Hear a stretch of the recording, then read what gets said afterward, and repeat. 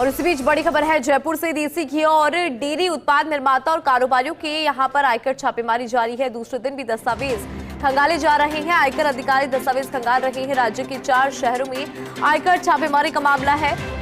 विश्वस्त सूत्रों ने महत्वपूर्ण जानकारी दी। आयकर विभाग की अन्वेषण शाखा कर रही है। बीकानेर में 2, जोधपुर में 3, भरतपुर में 2 और धौलपुर में 1 ठिकाने पर कल से आयकर छापेमारी। कृष्णा और धौलपुर फ्रेश के ब्रांड नाम से देशी घी का उत्पादन करने वाले भोले बाबा समूह के संचालक हरिशंकर अग्रवाल और कृष्ण मुरारी लाल अग्रवाल और कारोबारी सहयोगियों जोधपुर की Malani dairy products private limited के संचालक विनोद सोनी, घनश्याम सोनी और अन्य। बीकानेर की देशी घी और डेयरी उत्पाद के कारोबारी फर्म अग्रवाल सन्स के मोहनलाल, आशीष कुमार और सीता देवी अग्रवाल और अन्य के ठिकानों पर कल से शुरू हुई है छापेमारी। छापेमारी में अधिकारियों के हाथ नकदी, ज्वेलरी, निवेश के डॉक्यूमेंट्स और लॉकर्स की कीज मिलने की जानकारी है।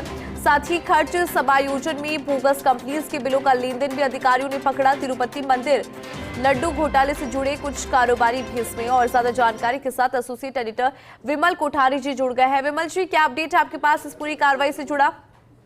देखिए इंदु जी, इस पूरे मामले में जो अपडेट है वो यही है कि जोधपुर, बीकानेर, भरतपुर और धौलपुर में 8 ठिकानों पर जो इनकम टैक्स की रेड कल से शुरू हुई है वो अभी इस समय तक जारी है। और इस रेड के अंदर इनकम टैक्स अधिकारियों के हाथ में काफी मात्रा में नकदी, ज्वेलरी, निवेश के दस्तावेज और लॉकर्स का पता लगा है। खास बात ये भी है कि ये जो आरोपी है, जिसमें जो मुख्य आरोपी भोले बाबा समूह बताया जा रहा है, इस समूह के जो संचालक मिस्टर हरिशंकर अग्रवाल और कृष्ण मुरारी लाल अग्रवाल बताए जा रहे हैं, इनके ठिकानों पर भी कार्रवाई जारी है। और इस कार्रवाई में अनेक बड़े खुलासे होने की उम्मीद जताई जा रही है। जो सूत्रों से हमें जानकारी मिली है उसके अनुसार ये है कि ये जो भोले बाबा समूह और इनके सहयोगी हैं, ये लोग जो 2024 के अंदर जो तिरुपति मंदिर में लड्डू घोटाला उजागर हुआ था, उस घोटाले में भी ये लोग जुड़े हुए बताए जा रहे हैं। तिरुपति मंदिर की जो संचालन करता ट्रस्ट है तिरुमला तिरुपति देवस्थानम अर्थात TDD, इसको इन लोगों ने 68 लाख किलो देसी घी की आपूर्ति की थी, जिसका मूल्य करीब 250 करोड़ रुपए से अधिक का बताया जा रहा है।